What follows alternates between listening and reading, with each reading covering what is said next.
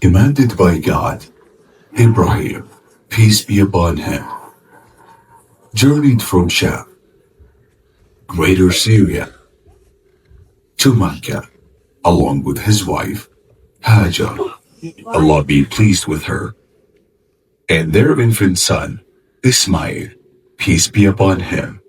There, under a large tree at the highest point in the mosque, Ibrahim, peace be upon him, left them on the sacred spot of Zamzam with a water skin and a bag containing dates as their only provisions.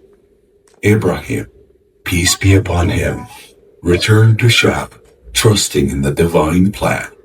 During that time, Mecca was a desolate, uncomfortable land with black mountains, barren valleys, and an uninhabited town devoid of any residents. Hajar, Allah be pleased with her, followed Ibrahim, peace be upon him, trying to understand why they were to be left in this desolate place. She called out, "O Ibrahim, O Ibrahim, where are you going?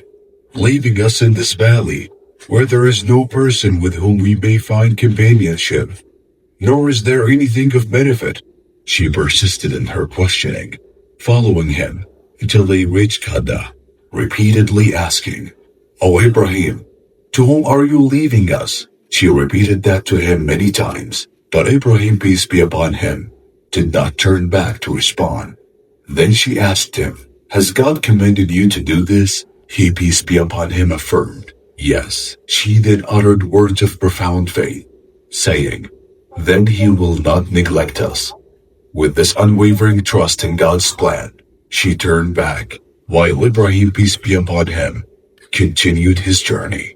Having reached the mountain pass where they could not see him, Ibrahim, peace be upon him, faced Kaaba, raised his both hands in supplication, and prayed as recorded in the Quran. ربنا إني أسكنت من ذريتي بواد غير ذي زرع عند بيتك المحرم ربنا ليقيموا الصلاة فاجعل أفئدة من الناس تهوي إليهم وارزقهم من الثمرات لعلهم يشكرون.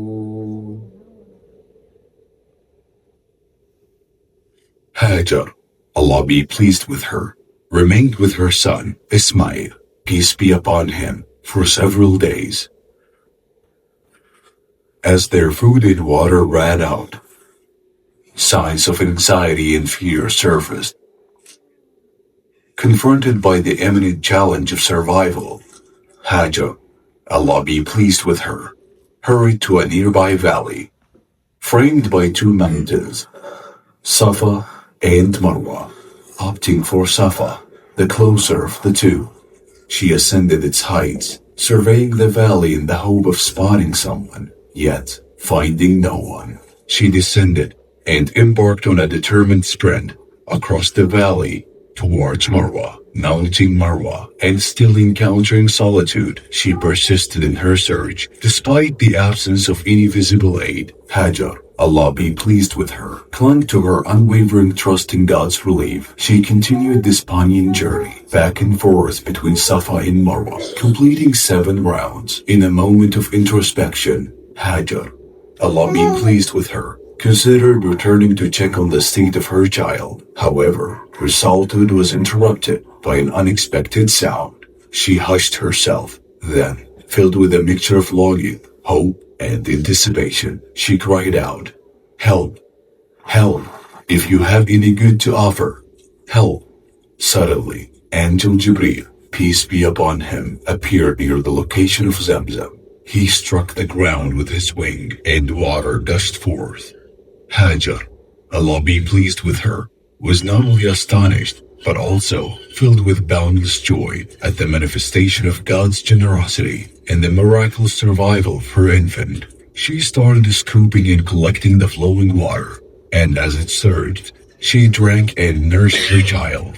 At this moment, a profound sense of tranquility and peace enveloped her. replacing the anxiety that had gripped her heart. Then Jibrail, peace be upon him, reassured her, "Don't be afraid of being neglected, for this is the house of God, which will be built by this boy and his father, and God never neglects his people." Afterwards, some people from the tribe of Jurham arrived at the lower part of Mecca and observed a bird hovering, a telltale sign of the presence of water in the seemingly barren valley.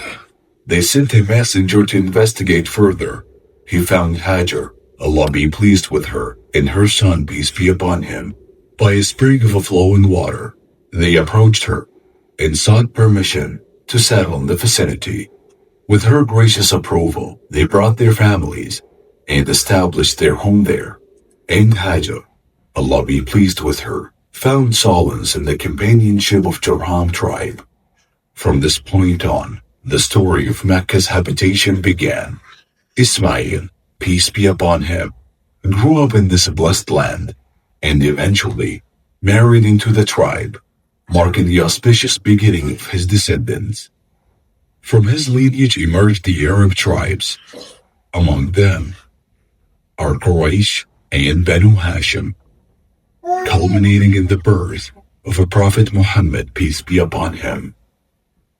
This is Makkah al-Mukarramah, a safe sanctuary where, until our present day, the fruits of all kinds are brought, and its people are provided with blessings by the grace of God, and then by the supplication of our father, Ibrahim, peace be upon him, the steadfast follower of the pure monotheistic faith, and the bearer of the banner of Tawheed, monotheism, and faith.